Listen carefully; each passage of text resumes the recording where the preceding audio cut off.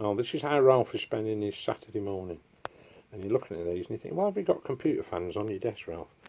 Well, they are computer fans. They're quite big ones, 120mm. I bought 2 of them for £7, brand new ones. And I also bought 2 of these. Well, you get 2 for £10, so I wasn't going to argue with it. They're cheap enough. These are 12-volt thermostats. They do an identical one that's 240-volt. I've also got one of those for another project. But all you need for this is just a 12-volt power adapter, something like that. So what I'm going to do is on the outside of the thermostat, on the outside of the propagator rather, I'm going to mount this socket. So I only have to plug the power supply into it. The wires will loop inside, come out again to this thermostat, which will be on the outside. And if you disconnect the power, it remembers the settings, which is great. The output, and I've just twisted these 2 wires together, you see, it's wired up to these fans.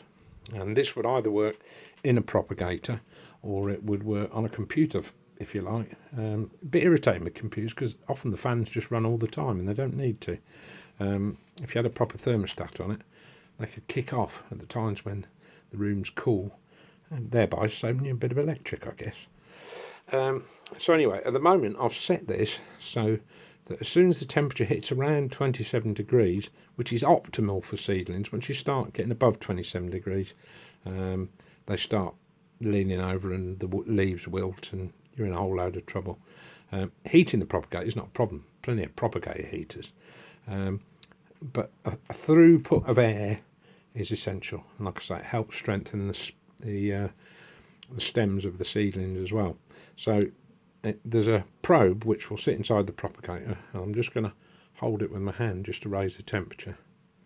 And if you watch, as soon as that gets to 27 degrees, there we go, the fan's kicking.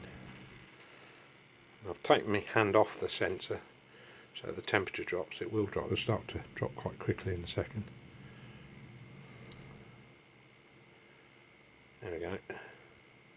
And as soon as that drops down to about 25 degrees, the fans will kick off. So that should maintain the temperature between that 25 and 27 degrees. Obviously, if you've got a heater, you've got a thermostat on that as well. But this is independent of that and provides the necessary air needed for a propagator.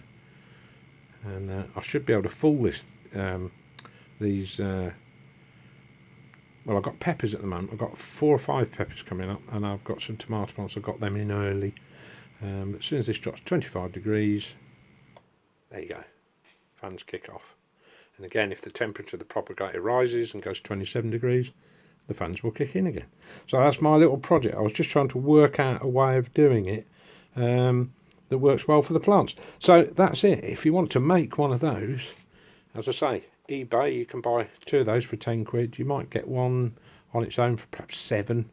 But look for 12-volt thermostat, 120mm fans. You can make yourself a little cardboard template of that as a cutting.